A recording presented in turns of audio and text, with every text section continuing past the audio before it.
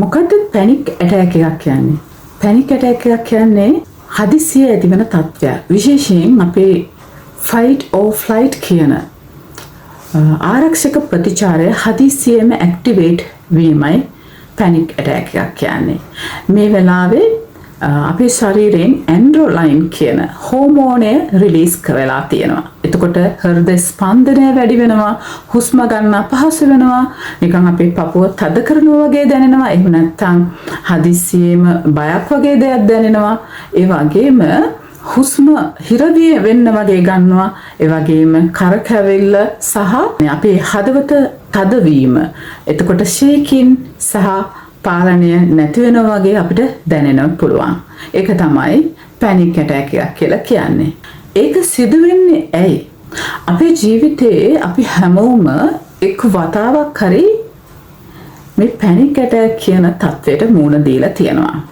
හැබැයි මේක දිගින් දිගටම නැවතත් සිදු වෙනවා නම් ඒක සාමාන්‍ය තත්ත්වයක් නෙවෙයි. ඒක එතකොට පැනික් ඩිසෝඩර් එකක් වෙනවා. ඒ සිදුවන්නේ ඇයි කියලා කිව්වොත් පැනික් ඇටැක්ස් සිදුවන්නේ ශරීරයේ fight or flight response වැඩිපුර ක්‍රියාත්මක වීම නිසා stress, anxiety, එහෙම නැත්නම් trauma, ඒ වගේම නිින්ද අඩුවීම, එහෙම නැත්නම් caffeine වැනි දේවල් නිතර භාවිතාව තුළ ඔබට මේ වගේ පැනික් ඇටැක් එකක් එන්න පුළුවන්.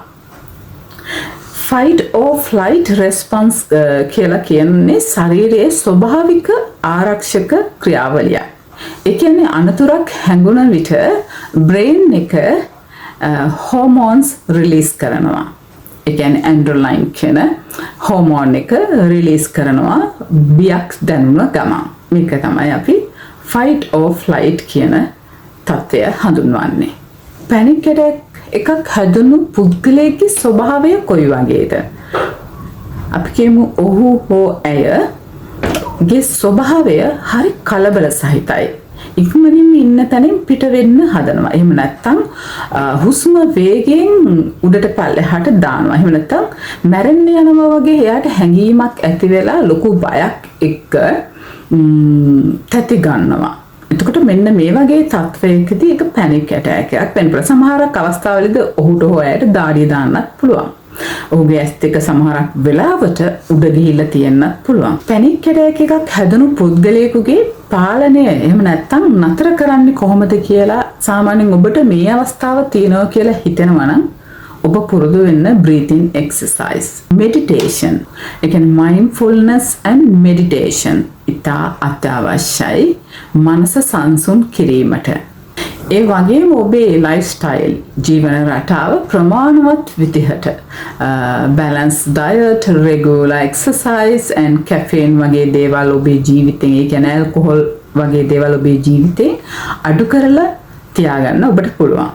ඒ විතරක් නෙවෙයි, ඒ කියන්නේ තෙරපි වගේ දේවල් මෙම රෝගයට බොහොම හොඳයි. ඔබට නිතර හැදෙනවා නම් ඔබ අනිවාර්යෙන් වෛද්‍ය උපදෙස් ගන්න ඕනේ.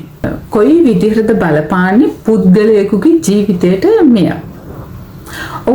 ඔබේ ජීවිතයේ එදිනදා ජීවිතයේ ඔබේ රූටින් වලට එහෙම නැත්නම් ඔබේ වැඩ කටයුතු වලට බොහොම මේක තදින් බලපාන. ඔබ නොරුස්සන ගතියින් කෙනෙක් වෙන්න පුළුවන්. අනිත් අයත් එක්ක සහයෝගයෙන් සතුටින් වැඩ කරන්නට බැරි වෙන්න පුළුවන්. මොකද ඔබ ඉන්නේ බියක්, තැතිගැන්මක්, එහෙම නැත්නම් සැකයක් සහිත ඔබට අපහසු ගතියකින් ඉන්න නිසා ඔබට සමාජයේ කියන්නේ ඔබේ එදිනදා ජීවිතයට මේක බොහොම බලපාන්න පුළුවන්. මොකද්ද මට ඔබට දෙන්න පුළුවන් වැදගත්ම පණිවිඩය?